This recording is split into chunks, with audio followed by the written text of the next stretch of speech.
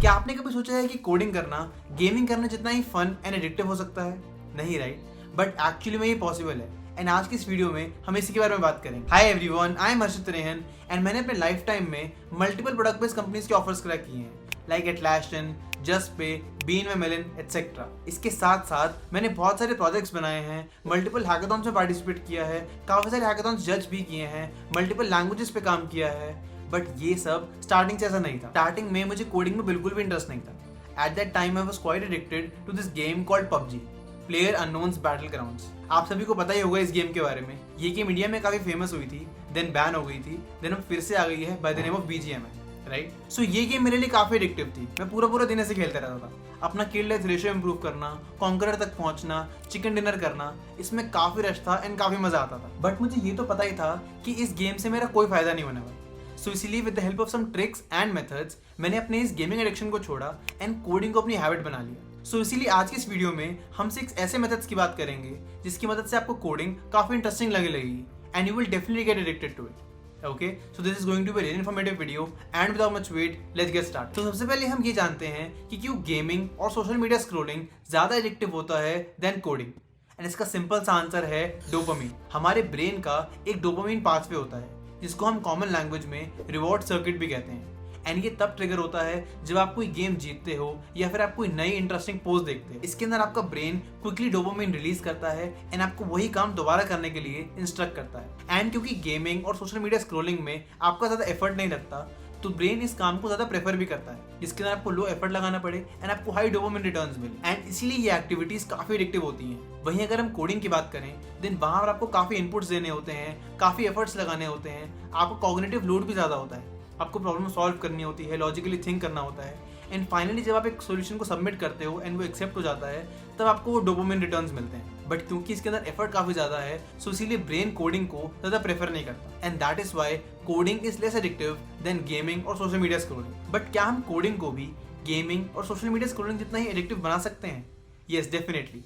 And वो कैसे करना है उसके बारे में जानते हैं। Now the first method is create task and celebrate on completing them. आपको जो काम कंप्लीट करने हैं, अगर आप उनको डिफाइंड टास्क की फॉर्म में लिख लोगे, देन आपके ब्रेन के लिए काफी आसान हो जाएगा उन्हें फॉलो करना एंड फाइनली उन्हें कंप्लीट करना। क्योंकि हमारा ब्रेन ऐसे ही वो करता है। अगर हमारे ब्रेन को एक डिफाइंड टास्क मिल जाए, डिफाइंड पाथ मिल जाए, देन वो उसे इजीली फॉलो कर लेगा एंड उसे कंप्लीशन तक भी लेके जा पाएगा। बट अगर डिफाइंड टास्क नहीं होंगे, डिफाइंड पाथ नहीं होगा, देन हमारे ब्रेन के लिए उस काम को कंप्लीट करना काफी मुश्किल हो जाएगा। सो इसीलिए आपको भी अपने काम को टास्क में डेफिनेटली डिवाइड करना चाहिए। फॉर एग्जाम्पल, अगर आपको आज DSA प्रैक्टिस करनी है, देन आप अपने टास्क बना सकते हो like solve 5 random questions on DSA from Geeks for Geeks problem set, solve 3 easy and 2 medium problems on recursion from leet code, give 1 past contest on lead code and try to solve all 4 problems. Okay? So इसी तरह आप भी अपने काम के लिए defined task create कर सकते हो ताकि आप उन्हें इजीली कंप्लीट भी कर पाओ। एंड अगर आपने कोई टास्क कंप्लीट कर लिया है, देन आप अपने आप को रिवॉर्ड भी दे सकते हो। फॉर एग्जाम्पल, अगर आपने कोई टास्क कंप्लीट कर लिया है, देन आप अपने आप को रिवॉर्ड भी कर सकते हो बाय प्लेइंग 1 गेम और checking social media for 5 minutes etcetera. इसको हम पोमोडोरो टेक्निक भी कहते हैं, जिसके अंदर आप 25 मिनट के स्लॉट्स में काम करते हो एंड आफ्टर एवरी स्लॉट आपको 5 मिनट का ब्रेक भी मिलता है। इससे आपकी प्रोडक्टिविटी भी अच्छी रहती है एंड आपको ज्यादा थकान भी नहीं हो। मैं भी ऐसा ही कुछ करा करता था। मैं अपने सारे टास्क लिस्ट डाउन कर लेता था एंड अगर मेरे वो सारे टास्क कंप्लीट हो जाते थे, then I would reward my self by watching a movie. And वो मूवी देखना मुझे इतना अच्छा लगता था क्योंकि उसके अंदर मुझे कोई गिल्ट नहीं होता था। मुझे पता था कि मैंने अपने सारे टास्क कंप्लीट कर लिए हैं and that is why I am getting to watch this movie. And इसी तरह आप भी अपने लिए टास्क क्रिएट कर सकते हो एंड उन टास्क की कंप्लीशन पर अपने लिए रिवॉर्ड सेट कर सकते हो। ट्रस्ट में आपको काफी मजा आने लगेगा उन सारे टास्क को कंप्लीट करने। Now the second method is maintaining streaks. Streak का कॉन्सेप्ट स्नैपचैट से ही काफी ज्यादा फेमस हुआ था एंड ये एक बेसिक साइकोलॉजी ट्रिक ही है जिसके अंदर आपके ब्रेन का रिवॉर्ड सिस्टम ट्रिगर होता है एंड आपका ब्रेन डोपामिन रिलीज करता है every time your streak is increase by 1। And इसीलिए हमारा ब्रेन इस स्ट्रीक को हर दिन मेंटेन करता है, क्योंकि हमें डर भी होता है कि अगर एक बार स्ट्रीक टूट गई, देन हमें 1 से दोबारा स्टार्ट करना पड़ेगा। Interesting concept, right? मैंने इसी कॉन्सेप्ट को अपनी कोडिंग जर्नी में भी अप्लाई किया था। लीड कोड के प्रोफाइल सेक्शन में एक कैलेंडर होता है जिसके अंदर आप जिस दिन क्वेश्चन करते हो वो दिन ग्रीन कलर से मार्क हो जाता है एंड उस दिन आप जितने ज्यादा क्वेश्चन सॉल्व करोगे उतना ही वो ग्रीन कलर डार्कर शेड में जाता रहता है। एंड मैंने इसी को फॉलो करना स्टार्ट किया था। मैं हर दिन लीड कोड पे क्वेश्चन सॉल्व करता था एंड वो ग्रीन कलर वहां पर देखकर काफी सेटिस्फैक्शन सी मिलती थी। एंड ये एक फन चैलेंज बन गया था कि मुझे लीड कोड पे एक क्वेश्चन तो सॉल्व करना ही है ताकि मेरे कैलेंडर पे वो ग्रीन मार्क आ सके। एंड इसी स्ट्रीक को मेंटेन करते करते मुझे कोडिंग करने की हैबिट ही हो गई थी। एंड आप भी इसी सेम प्रोसेस को फॉलो कर सकते हो so that you can get addicted to coding. Now the third method is code socially.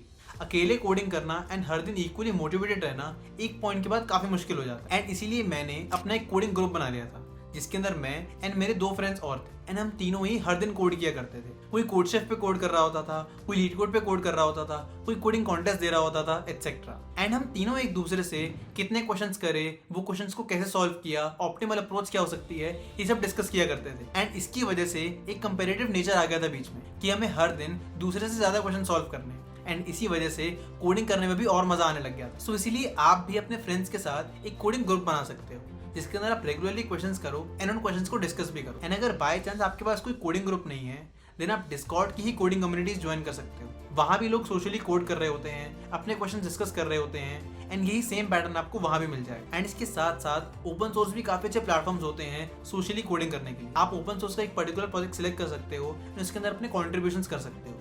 आपको जब दिखेगा कि वहां पर और लोग भी कॉन्ट्रीब्यूशंस कर रहे हैं, पीआरस रेस कर रहे हैं, देन एक कंपेटिटिव नेचर आपके अंदर अपने आप ही आ जाएगा कि मुझे ज्यादा पीआरस रेस करनी है, मुझे ज्यादा इश्यूज रिजॉल्व करने हैं एंड इसी से कोडिंग आपकी एक हैबिट बन जाएगी। Now the fourth method is starting easy and scaling up gradually. आपको अपनी कोडिंग जर्नी इजी और बेसिक लेवल से स्टार्ट करनी है एंड देन उसको धीरे धीरे स्केल अप करना है, क्योंकि अगर आप पहले दिन ही अपने आप को बहुत कॉम्प्लेक्स टास्क दे दोगे देन आपका ब्रेन वहीं पे गिव अप कर देगा एंड आपका आगे कोडिंग करने का मन ही नहीं करेगा। सिमिलरली गेम्स में भी ऐसा ही होता है। हर एक गेम में मल्टीपल लेवल्स होते हैं एंड स्टार्टिंग का लेवल सबसे आसान ही होता है जिसको आपका ब्रेन इजीली सॉल्व कर लेता है एंड नेक्स्ट लेवल पे जाने के लिए इंसिस्ट करता है एंड ग्रेजुअली आप उस गेम से एडिक्ट हो जाते हो। सो यही सेम कॉन्सेप्ट आपको अपनी कोडिंग जर्नी में भी अप्लाई करना है। आपको इजी और बेसिक क्वेश्चन से स्टार्ट करना है एंड देन ग्रेजुअली मीडियम और हार्ड क्वेश्चंस पे जाना है ताकि आपका ब्रेन बीच में कभी क्विट ना करे एंड कोडिंग करना आपकी एक हैबिट ही बने। Now the fifth method is always try something new. Coding journey में अगर आप सेम ही प्लेटफॉर्म पे कोड करते रहोगे, सेम ही टाइप के प्रोजेक्ट्स बनाते रहोगे, सेम ही ओपन सोर्स प्रोजेक्ट्स के अंदर इश्यूज रिजॉल्व करते रहोगे, देन आपके लिए वो जर्नी काफी रेपिटेटिव हो जाएगी एंड आपके इंटरेस्ट लूज होने के चांसेस भी बढ़ सकते हैं। सो इसीलिए आपको अपनी कोडिंग जर्नी में डिफरेंट कोडिंग प्लेटफॉर्म्स को एक्सप्लोर करना चाहिए, नए टाइप के प्रोजेक्ट्स बनाने चाहिए, डिफरेंट ओपन सोर्स प्रोजेक्ट्स में कंट्रीब्यूट करना चाहिए, क्योंकि ये सारे काम करने से आपको आपकी कोडिंग जर्नी रेपिटेटिव नहीं लगेगी एंड आपका उसके अंदर हमेशा ही इंटरेस्ट बना रहेगा। सो आप डिफरेंट कोडिंग प्लेटफॉर्म्स एक्सप्लोर कर सकते हो like LeetCode, GeeksforGeeks, InterviewBit etcetera.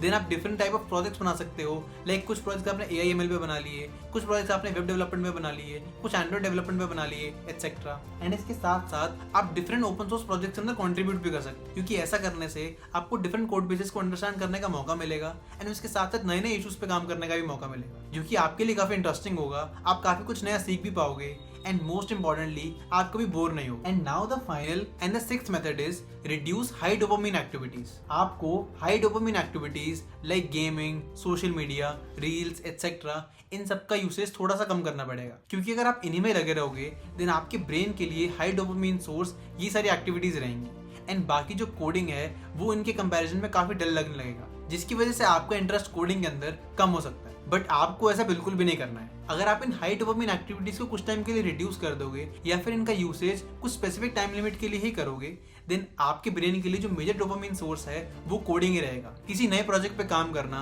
किसी इशू को रिजॉल्व करना, किसी नई DSA प्रॉब्लम को सॉल्व करना, ये सारी चीजें ही आपके ब्रेन के लिए डोपामिन सोर्स रहेंगी एंड आपके लिए कोडिंग की हैबिट लगाना काफी आसान हो जाएगा। Okay, so these were the 6 methods that can easily get you addicted to coding. अगर आप इन मेथड्स को फॉलो करोगे, इन मेथड्स को अप्लाई करोगे, देन आपके लिए कोडिंग की हैबिट लगाना काफी आसान हो जाएगा एंड ये मेथड्स आपके लिए लाइफ लॉन्ग काफी बेनिफिशियल रहेंगे। So use these methods and get addicted to coding. I hope आज की इस वीडियो से कुछ सीख पाए, कुछ समझ पाए and that's all from my side. This is Harshit signing off. Take care everyone and I will see you in the next video. Till then keep preparing and be focused.